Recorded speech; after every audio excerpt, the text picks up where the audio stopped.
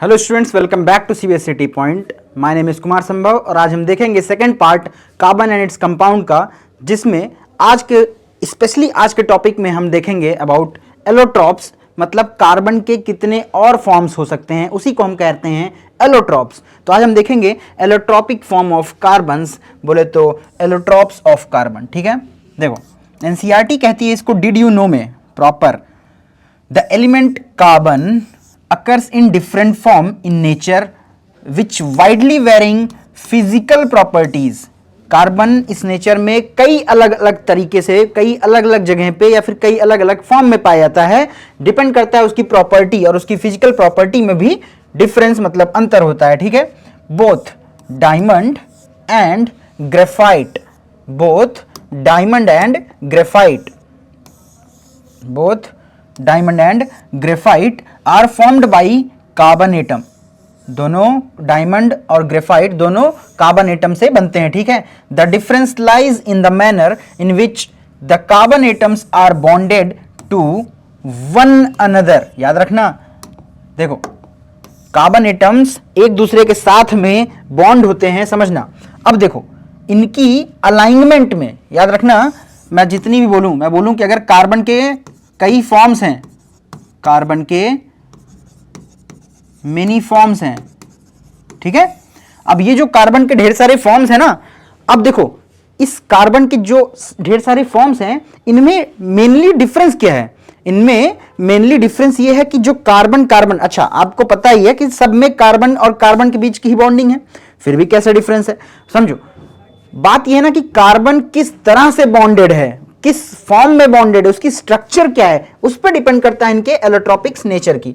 वही कह रहा है कि इन डायमंड, स्पेशली किसमें, इन डायमंड, स्पेशली बात करूं मैं तो किसमें, अभी मैं बात कर रहा हूं किसकी, डायमंड की, इसलिए मैं इसको रंग बिरंगा कलर से हाईलाइट कर दिया। ठीक है, देखो डायमंड में हर एक कार्बन, बोले तो each carbon atom is bonded to 4 other carbon atom. याद रखना, 4 अदर कार्बन एटम से बॉन्डेड होते हैं। कौन?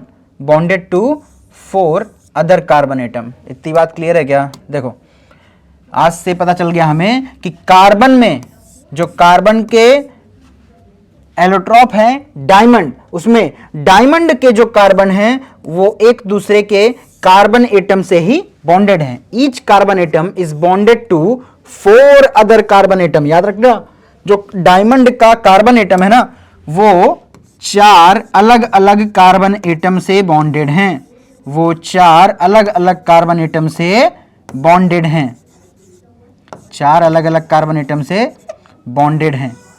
इतनी बात क्लियर है क्या? समझना, देखो आप देख पा रहे हो कार्बन की बॉन्ड बनाने की क्षमता कितनी है? 4, मतलब एक कार्बन 4 बॉन्ड ही बना सकता है। इतनी बात क्लियर है क्या? अब जब एक कार्बन 4 ही बॉन्ड फॉर्मेशन कर सकता है, तो डायमंड में एक कार्बन 4 कार्बन से अटैच होता है, तो हुई क्या, इसकी कोई स्पेस खाली है क्या, कोई बॉन्ड खाली है क्या? नहीं। और जब तक कोई स्पेस या फिर कोई बॉन्ड खाली नहीं होगा, तब तक याद रखना कंडक्टेंस इज नॉट पॉसिबल। बोले तो इलेक्ट्रिक का कंडक्शन नहीं पॉसिबल है। इसी वजह से डायमंड को डायमंड तो एक तरह का नॉन मेटल तो है ही, क्यों? क्योंकि कार्बन ही नॉन मेटल है। तो डायमंड क्या हुआ, नॉन मेटल की प्रॉपर प्रॉपर्टी को फॉलो करते हुए कैसा है, नॉन कंडक्टेंस इन नेचर। कैसा है डायमंड? कैसा है? Non conductance in nature, non conductance. कैसा है diamond? Non conductance in nature, मतलब कि कंडक्टेंस नहीं करता, कंडक्ट नहीं करता क्या चीज? इलेक्ट्रिसिटी। क्या कंडक्ट नहीं करता? इलेक्ट्रिसिटी। इतनी बात क्लियर है क्या? मतलब कि कार्बन इलेक्ट्रिसिटी कंडक्शन नहीं करता है। क्लियर है इतनी बात? कार्बन इलेक्ट्रिसिटी कंडक्टेंस नहीं करता है। क्लियर इतनी बात? कंडक्टेंस नहीं करता है। क्यों नहीं करता अगर कभी पूछा जाए तो कहना कि इस डायमंड की जो स्ट्रक्चर है ना, इसमें कोई भी फ्री इलेक्ट्रॉन्स बोलो या फिर फ्री बॉन्ड बोलो नहीं है। फ्री इलेक्ट्रॉन्स होते तो वही कैरियर का काम करते। इलेक्ट्रॉन्स क्या करता, एक इलेक्ट्रॉन्स क्या करता, कैरियर, एक चार्ज को पकड़ के, मतलब कि इलेक्ट्रिसिटी को पकड़ के ले जाने का काम करता, और क्या होता, कंडक्टेंस हो जाती। ठीक है, इतनी बात क्लियर है क्या, डायमंड के लिए क्लियर इतनी बात। चलो अगर देखो इसमें कुछ देखना है तो देखो, मैं एक बार साइड हो जाता हूं, स्क्रीनशॉट लेना ले लो, देन आगे बढ़ते हैं हम लोग। कोई भी डाउट हो तो प्लीज, कोई भी डाउट हो तो प्लीज कमेंट सेक्शन में जरूर मेंशन करें। आप सभी जो भी डाउट हो कमेंट सेक्शन में जरूर मेंशन करिएगा, इट्स माय हम्बल रिक्वेस्ट। आपका जो भी डाउट हो आप प्लीज कमेंट सेक्शन में जरूर मेंशन करिए। चलिए आगे देखते हैं, कह रहा है forming a rigid 3 dimensional structure, मतलब रिजिड मतलब कठोर। ठीक है, अब देखो डायमंड क्या होता करता है ना, एक कठोर की, एक मतलब टाइट स्ट्रक्चर है, कैसी, 3 डायमेंशनल, बोले तो 3D, कैसी, 3D स्ट्रक्चरल है, 3D स्ट्रक्चर है, 3 डायमेंशनल स्ट्रक्चर है, रिजिड है, रिजिड बोले तो टाइट। इतनी क्लियर है बात। चल, और वहीं पे दूसरी ओर बात करूं मैं, दूसरे एलोट्रॉप्स की बात करूं तो ग्रेफाइट की। दूसरा एलोट्रॉप्स कौन है कार्बन का, दूसरा एलोट्रॉप ग्रेफाइट, जिसका यूज कहां पे हम लोग करते हैं, पेंसिल्स में और कई और जगह। ये याद रखना, ये ना मतलब ग्रेफाइट का जो पाउडर फॉर्म होता है, इसको हम लोग एज अ मशीन्स में लुब्रिकेशन का भी के लिए भी यूज करते हैं। ठीक है, देखो वहीं ऑन अदर हैंड ग्रेफाइट की बात करें तो ईच कार्बन एटम, ग्रेफाइट का हर एक carbon atom bonded to 3 other carbon atom. याद रखना डिफरेंस यहीं पे है, डिफरेंस कहां है, डिफरेंस यहां है। ग्रेफाइट में, ग्रेफाइट के जो कार्बन हैं वो एक दूसरे के एटम से केवल 3 ही कार्बन बॉन्डेड है, समझना। मतलब देखो जैसा मैं बताया था कि यहां पे देखो डायमंड क्या कर रहा था, डायमंड अपने एक कार्बन से 4 कार्बन को अटैच किया था ना, डायमंड 4 कार्बन को अटैच किया था क्या, क्लियर इतनी बात। वहीं पे ग्रेफाइट क्या कर रहा था, ग्रेफाइट का एक कार्बन केवल और केवल 3 ही कार्बन अटैच करता था। तो मैं कह दूं क्या कि देखो ना, एक बॉन्ड खाली है, एक बॉन्ड खाली है, तो याद रखना एक बॉन्ड खाली है, मैं कहता ही यही हूं कि एक बॉन्ड बनता ही 2 इलेक्ट्रॉनों से मिलके है। तो मैं कह दूं क्या, ये देखो ना 2 इलेक्ट्रॉन खाली है, तो मैं कह दूं क्या कि electron free electrons availability graphite में है। जब ही ग्रेफाइट क्या है, एक प्रॉपर कंडक्टेंस शो करता है इलेक्ट्रिसिटी का, और इलेक्ट्रिक के फ्लो को बढ़ावा देता है, मतलब कि इलेक्ट्रिक का कंडक्शन बहुत अच्छा करवाता है। देखो इन द सेम प्लेन। और अच्छा याद रखना एक बात और, डायमेंशन, अच्छा डायमंड की स्ट्रक्चर कैसी थी, 3D। डायमेंशन देख लो, डायमंड की स्ट्रक्चर कैसी थी, 3D, मतलब इसके मॉलिक्यूल्स 3D में अरेंज थे। लेकिन ये जो ग्रेफाइट है ये प्लेन में है, प्लेन में है, तो मैं कह दूं क्या कि इसकी स्ट्रक्चर कैसी होगी, इसकी स्ट्रक्चर जाहिर सी बात है 2D होगी। इसकी स्ट्रक्चर कैसी होगी, 2D होगी। इसकी स्ट्रक्चर कैसी होगी, 2D होगी।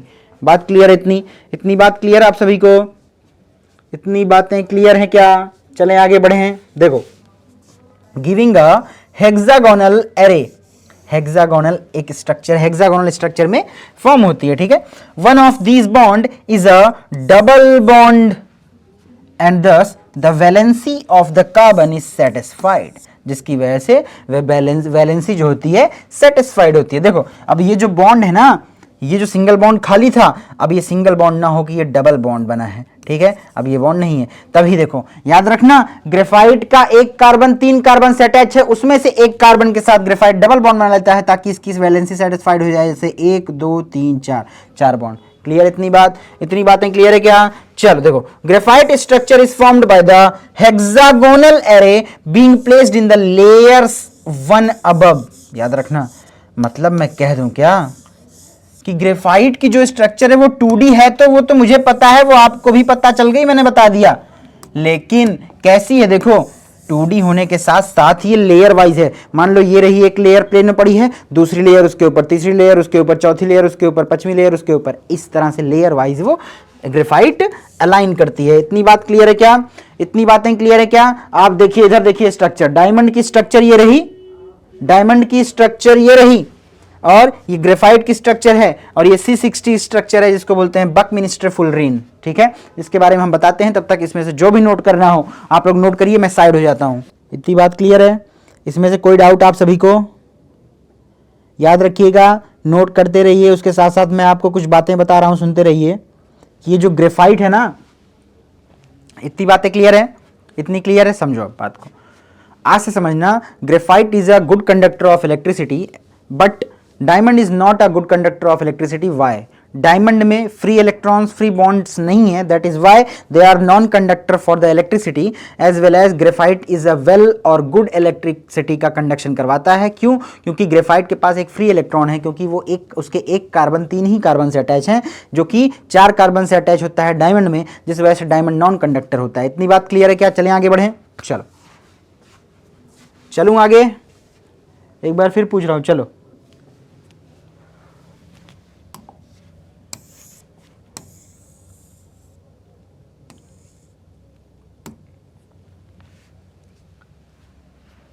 चलो आ जाओ नेक्स्ट टॉपिक। देखो, these two different structures result in the, these two different structure, 2 अलग अलग स्ट्रक्चर्स जो थे, result in the diamond and graphite having very different. समझना, दोनों स्ट्रक्चर डायमंड और ग्रेफाइट की अलग अलग होती है, समझ लो। फिजिकल प्रॉपर्टीज जो हैं, physical properties, even though their chemical properties are same, physical properties में अलग है लेकिन केमिकल प्रॉपर्टीज कुछ हद तक सेम है। देखो, diamond is a hardest structure known, याद रखना आज से, diamond is the most hardest non metal की कैटेगरी में भी आता है, और डायमंड सबसे हार्डेस्ट सब्सटेंस भी कहा जाता है। तो इस पॉइंट को आप लोग याद जरूर रखिए, इसको लिखिए need to remember, NTO, NTO बोले तो need to remember, sorry NTR।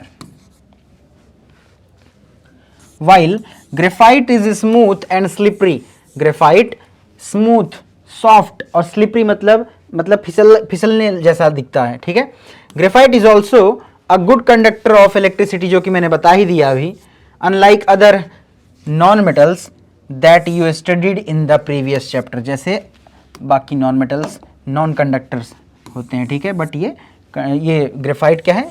Good conductor, किसका? इलेक्ट्रिसिटी का। इतनी बात क्लियर है क्या? चलो, डायमंड की एक और बात देख लो। Diamond can be synthesized by subjecting pure carbon to very high pressure and temperature. Diamond को बनाया भी जा सकता है आर्टिफिशियली भी। कैसे? Very high temperature, very high temperature दे दो, हाई टेम्परेचर दे दो, और सब्जेक्टिंग टू प्योर कार्बन को वेरी हाई, बहुत ज़्यादा प्रेशर दे दो, और टेम्परेचर, हाई टेम्परेचर और हाई प्रेशर दे के आप डायमंड को बनाया भी जा सकता है, बना सकते हो। ठीक है, these synthetic diamonds are small but are otherwise indistinguishable from natural diamond. समझना, जो नेचुरल डायमंड होते हैं उनसे ये अलग होते हैं, बट इन्हें सिंथेसाइज्ड किया जा सकता है। कैसे? By high pressure and high temperature, high pressure दबाव भी ज्यादा दो और टेम्परेचर बढ़ा के, ताकि वो उस शेप को गेन कर ले। अपना लास्ट एलोट्रोप आता है कार्बन का, जिसका नाम क्या है? फुलरीन। नाम क्या है इसका? Fullerene. Fullerene forms another class of carbon allotropes. Fullerene क्या है? कार्बन एलोट्रोप्स का एक अदर फॉर्म है, कार्बन एलोट्रोप्स का एक अदर फॉर्म है। The first one to be identified was C60, which has carbon atoms arranged in the shape of football।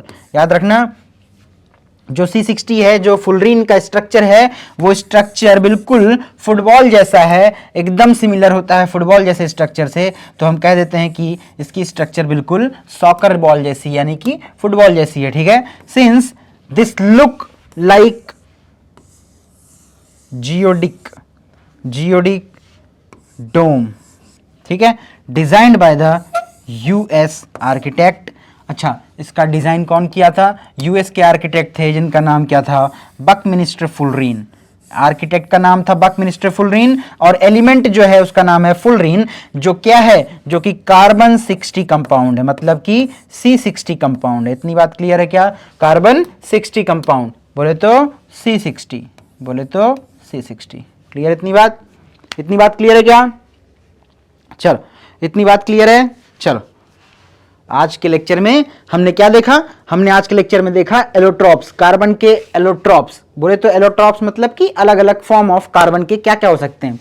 उनमें से हमने 3 एलोट्रॉप्स टोटल देखे। पहला डायमंड था जिसकी स्ट्रक्चर 3D थी और एक 3D स्ट्रक्चर थी और जिसके कार्बन हर एक कार्बन 4 अलग अलग कार्बन से अटैच थे, तो कोई भी इसमें कार्बन के फ्री एटम्स नहीं थे, जिसकी वजह से क्या हुआ, ये नॉन कंडक्टेंस हुआ, मतलब ये इलेक्ट्रिसिटी कंडक्ट नहीं करता। लेकिन वहीं पे मैं बात करूं ग्रेफाइट की, जो कि कार्बन का दूसरा क्या है, एलोट्रॉपिक फॉर्म है, जो कि एक प्लेन स्ट्रक्चर में, एक प्लेन में होता है, मतलब इसकी स्ट्रक्चर कैसी, 2D, और ये एक दूसरे के ऊपर मतलब लेयर वाइज अलाइन होता है। ठीक है, इसमें एक कार्बन इसके 3 अलग अलग कार्बन से अटैच होते हैं और एक कार्बन फ्री होता है, जिसकी वजह से इसमें कंडक्टेंस पॉसिबल है। क्लियर है क्या? लास्ट में हमने देखा कि C60, बोले तो C60 मॉलिक्यूल का नाम है फुलरीन। इसको डिजाइन दिया किसने, इसको इन्वेंट किया या डिजाइन दिया बकमिंस्टर फुलरीन, जिसका नाम था, ये एक आर्किटेक्ट थे। और बाकी इसकी जो स्ट्रक्चर है ना, बिल्कुल एक सॉकर बॉल, बोले तो फुटबॉल की बॉल जैसी दिखती है। इसको